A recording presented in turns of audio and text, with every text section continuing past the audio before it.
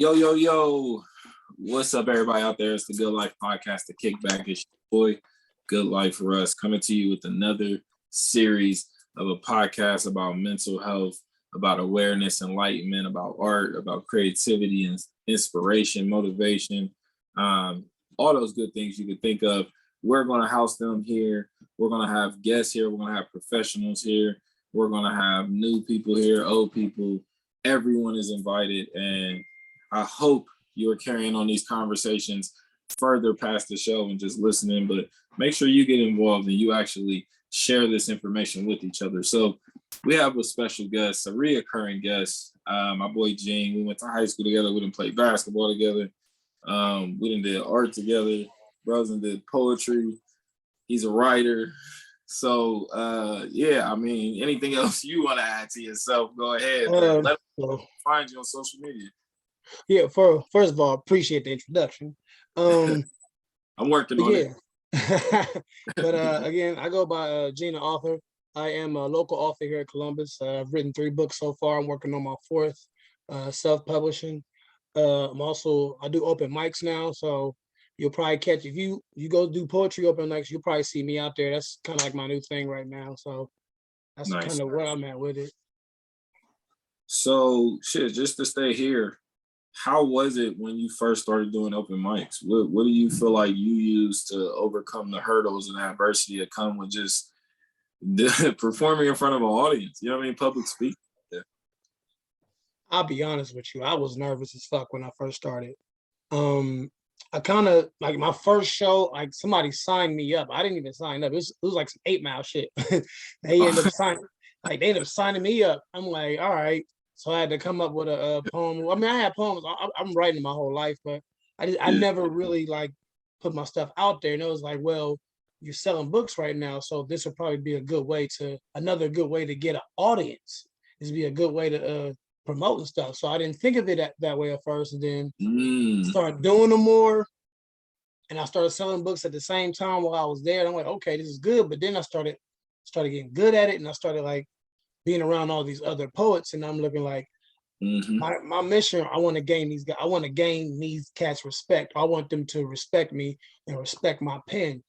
And like I said, the first few times I was nervous. Now I kind of go in there. I'm quiet. I'm reserved, and I'm just kind of like waiting. I know a lot of these spots be like party type areas or whatever, but I'm really just like waiting to get on stage and just like do what I gotta do, because it's just like I want to gain y'all respect.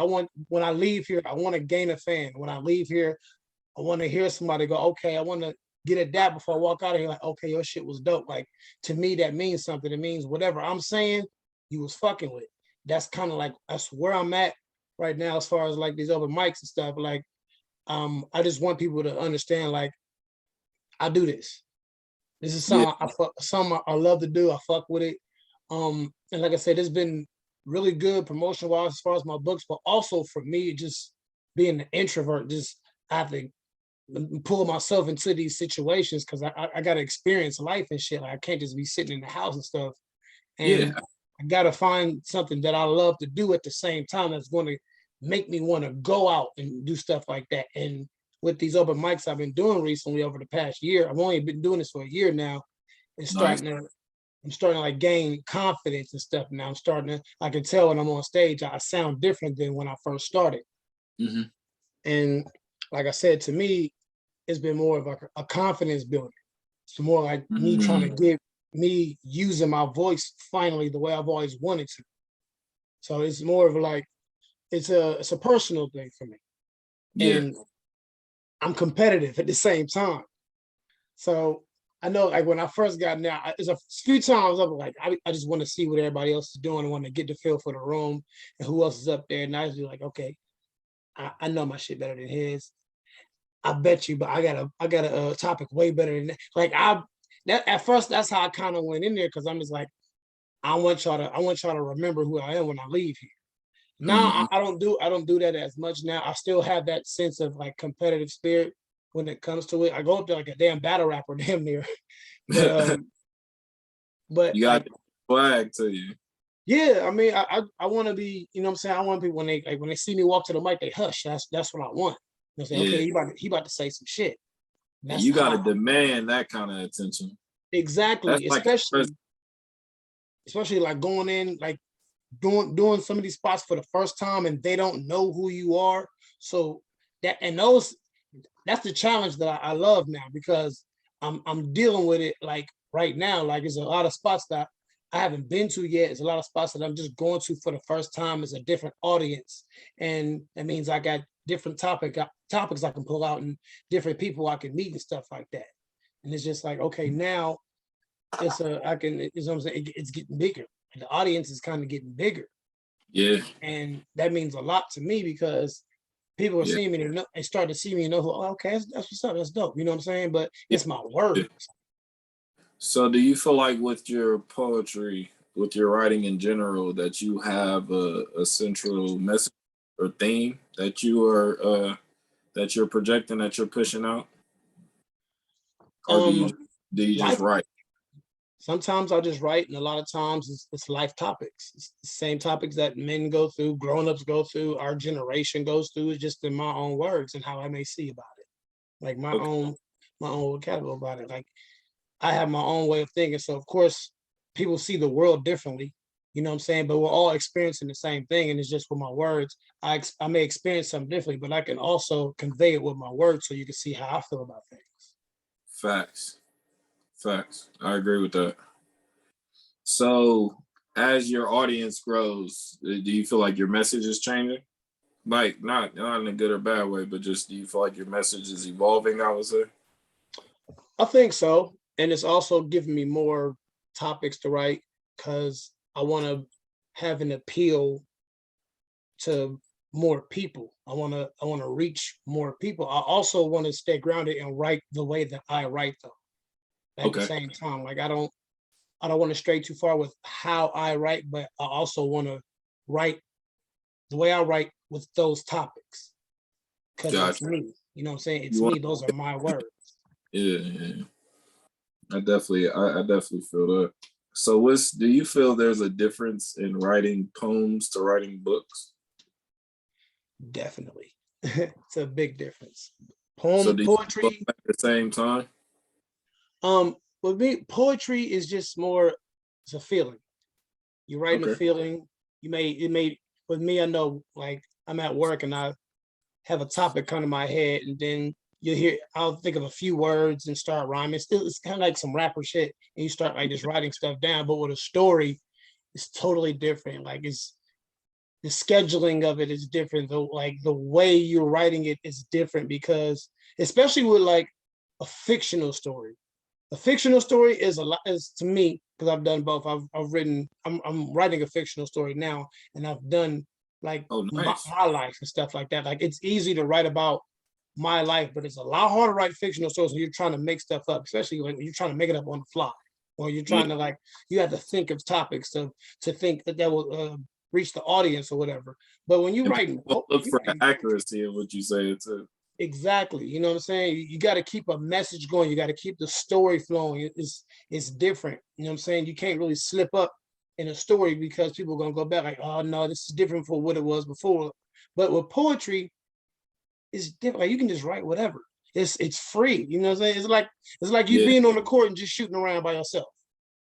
That's how I look at poetry. That's how I look at like writing poetry. You on the court, there's Mhm. nobody there, it's just you and the ball. You just shooting around for hours. Yeah. And it doesn't have to make sense, but it makes sense. It makes sense to you. Yeah. It makes sense to you. And first of all, that's where it matters the most. Like if Yep. it makes sense to you, if you fuck with your shit, then it really shouldn't matter what nobody else says. Of course, you want other people to like your shit, but if you fuck with your shit, Yeah. then it really That's shouldn't matter with nobody the else. ultimate validation. Absolutely. Yeah, I try not to look for validation in anything, especially not in my writing and in my art, because I feel like art is so expressive. It's hard. I mean, it can be interpreted a million ways, you know what I mean? And then even if we have like a March Madness style bracket to figure out what's the best way, what did we learn? You know what I mean? To what avail? Like, what was the point of all of this? Like, art is to be enjoyed, not so much always compared or trying to group in a list. You know what I mean? Like, it's just to be enjoyed, and that's what I love about it. I can have several different art pieces from several different artists and appreciate them all in my home. I don't have to have one art style or one color, palette style that I stick to. So yeah, you said something about you're writing a fiction book. How's that? How's that?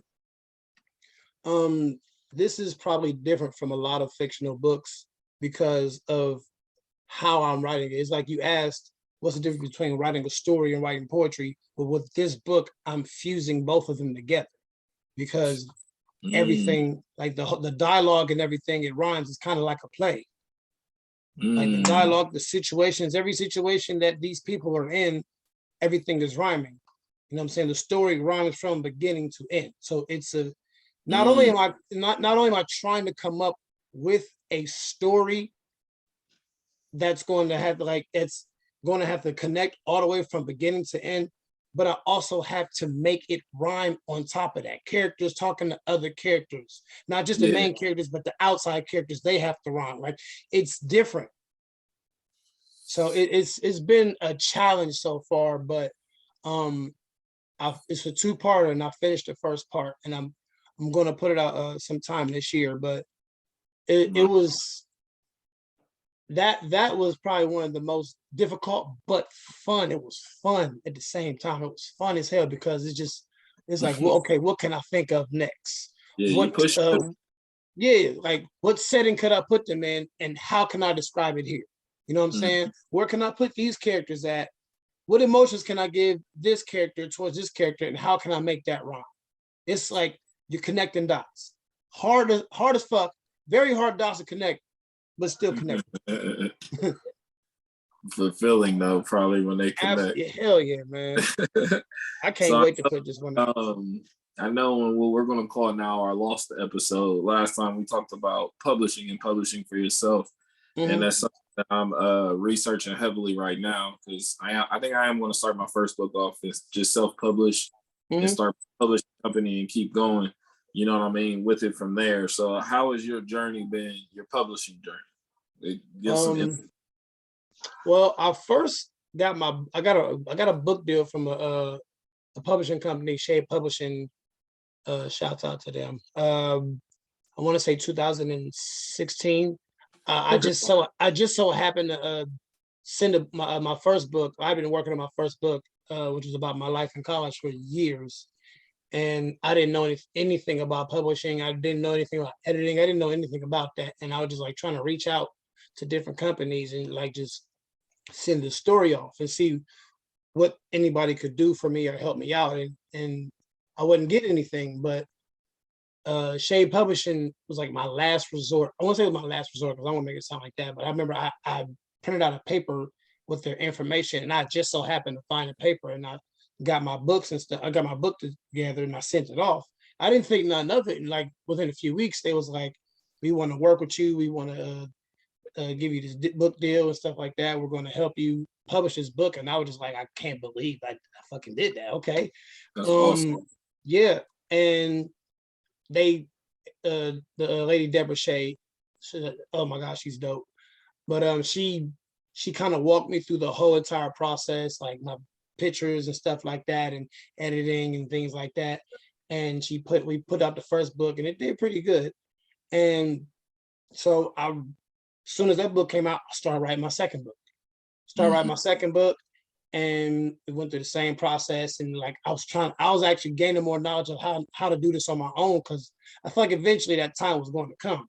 Yeah.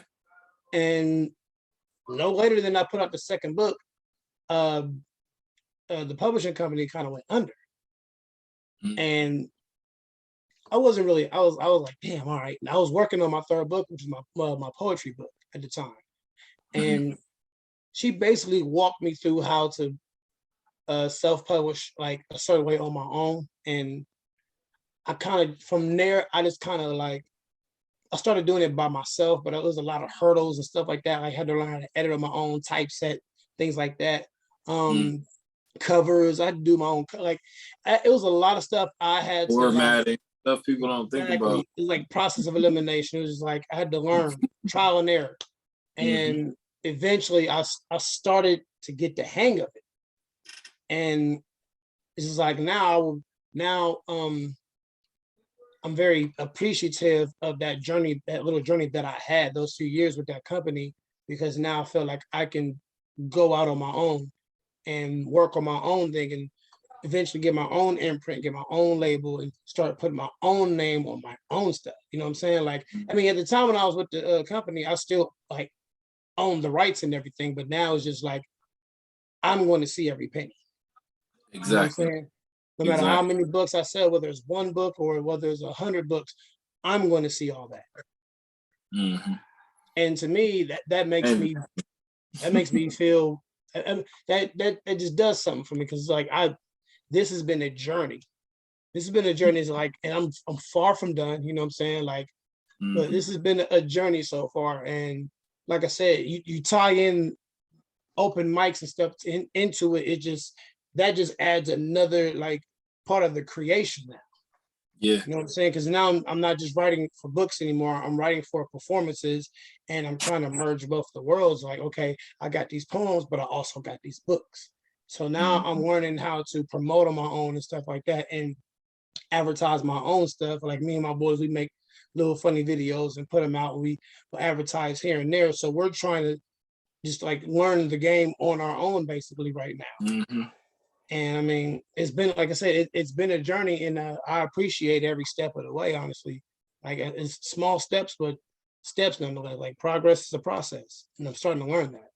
Absolutely, bro. And that's something, one of the best things we can give to others, because by us doing it, we give them the hope, we give them the insight and motivation for them to do it. Sometimes we give them the resources, you know what I mean, and the aid, but a lot of times us providing these things for ourselves is the best thing we can do for others. You know what I mean? So yeah, that's dope, bro. I'm definitely proud of you, man. Just seeing your growth, you know what I mean, and where we were in high school, just kids, and now full blown responsibilities, and trying to reach the world as we know it. So this stuff is important, and reading is important. I'm getting a book club going this year. Got a team actually to help with that, so I'm definitely going to be letting you know, because I want to do more book readings and read our books online, just like how you have movie trailers. We'll just have like a snippet of the book read, and then some we can post on TikTok, Snapchat, etc. Just growing the marketing, because I'm really about to dive into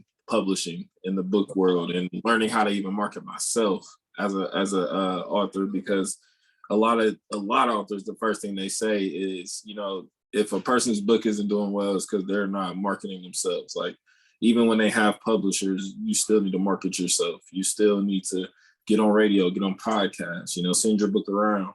I like travel and just wandering around. So I go into bookstores. I've already been letting them know, like, as soon as these copies come in, I'm going to send you some.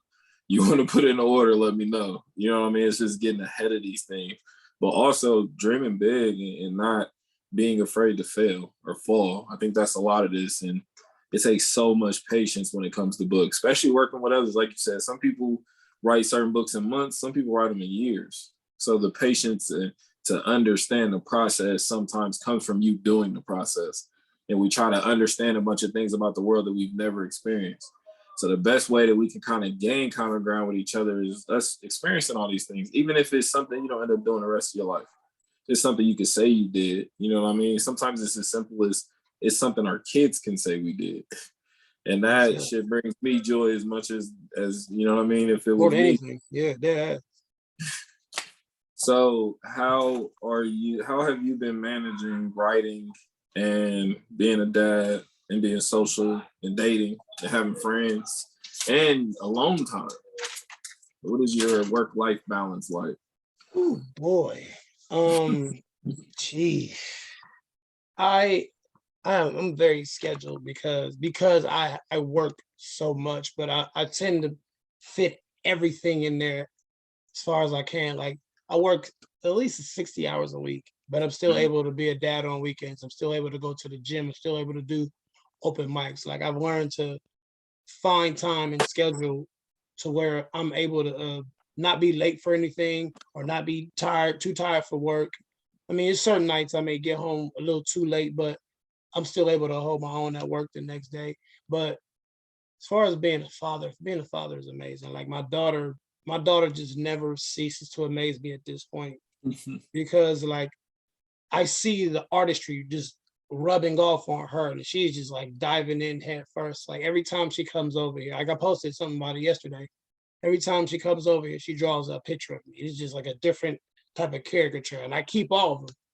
Like I hang them all up on my refrigerators. Like I have a refrigerator full of just pictures of me that my daughter has drawn, and it's just like the dopest thing in the world. Like I put a picture that she drew of our family, me, her, and her two brothers in my third book. So she's like a credited illustrator for the book as well.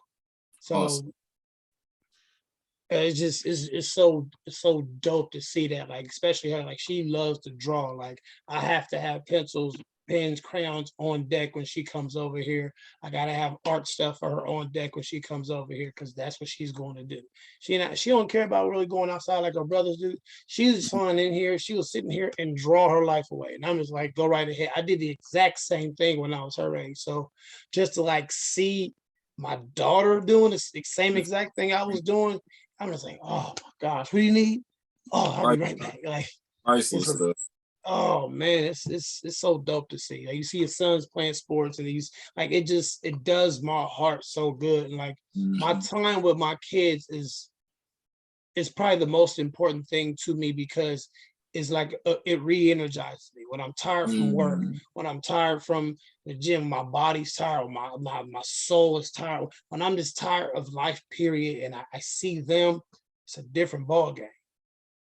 It's a different ball. They're gonna come here, they're gonna ruin my house, they're gonna eat all the snacks, and I'm gonna have to yell at them 30 times about throwing shit away. But I do not care. Yeah. I don't care. I don't care. I will yell at them as much as I'm not gonna do shit. I don't care. I'm not gonna do nothing. I'm dad. You know what I'm saying? I'm gonna yell at them, hey, what, throw it away. And they're gonna hug me and love me, and I'm gonna be fine. And I'm gonna have enough, and I'm gonna have that energy back that I need, that they give me, to go right back out into the world and do what I gotta do, make this money, make these dreams come true. Like they do it for me. And like I can't do shit without them. And I appreciate them so much. I don't think they understand how much they push me or they mean to me. They see me, they see daddy. They love daddy. It's daddy. I'm like, but daddy, y'all don't understand what y'all do for daddy. I love y'all so much. That's why I'm out here doing this. Like, and I get it now. As a parent, I get it now. You know what I'm saying? And I appreciate it, because I feel like, you're tired as an adult. You need that shit. Like you see your kids and you see yourself. You see how you used to be. Like you look at, like you have multiple kids, you can see certain sections of yourself in life. You can see the 12-year-old you. I can see the 8-year-old me. You know what I'm saying? I see these different. I was doing that when I was 12. I was doing that. So you can't be mad at your kids at certain times. You're like, go sit down. Just I know you look at yourself like, I can't say nothing. I did the same thing, but I wouldn't take any of those moments back for nothing. And man, I love, bro. I definitely agree and can attest to that.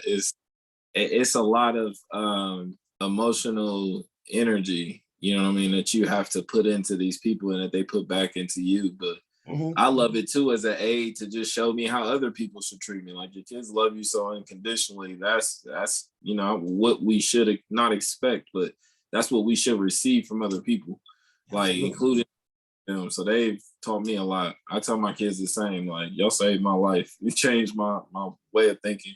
And I'm grateful. That's something that can be repaid. You know what I mean? So I spend every day just trying to show them in return like how grateful I am. And I tell them all the time. Has to leave stuff behind. This stuff we leaving behind, these books and the ability to write, the ability to put yourself out there and try new things, because they're seeing so many aspects when we try new things of who even they are now. Like it's literally reciprocated. You know what I mean? They're learning who they are by watching us. Times when we win and times when we fail, they're seeing how we carry ourselves. And when they're wrong versus when they're right, they're seeing how we carry ourselves. So it's always important for us to self-check. You know what I mean? That's something that I think is most important as a father. Can't really speak as a mother, but as a father, it's just us not getting so caught up in, oh shit, I shouldn't have said that, but like, you know, being sorry, being remorseful, apologizing. Yeah, definitely. Learning to not do this and provoke this reaction. You know what I mean? It's a hurdle, but I'm glad I got you back on here, bro. I'm glad we can talk about these things and you can share some insight on your life. You're gonna be back on many, many more times. You're one of the people as we get like battle of the sexes going on. I'm gonna be calling your phone. Listen, I'm a message away, dog. You ain't even got to say all that. You already know what it is. It's hit me. We set something up all day, any day. I already know, brother. Is there anything you want to leave the good people with? Well, you can follow me on Instagram, Gene the author, Facebook, Gene Stamper. Coming to the open mic near you. Mm-hmm. Good. Let me see. I have a show tonight at Native Tongues. It's downtown. I'm trying to think. Higher Vibes. That's coming March 16th. Nice. That's at the Higher Lounge. Say That March 25th, Lincoln Cafe. That's gonna be stacked. Yeah.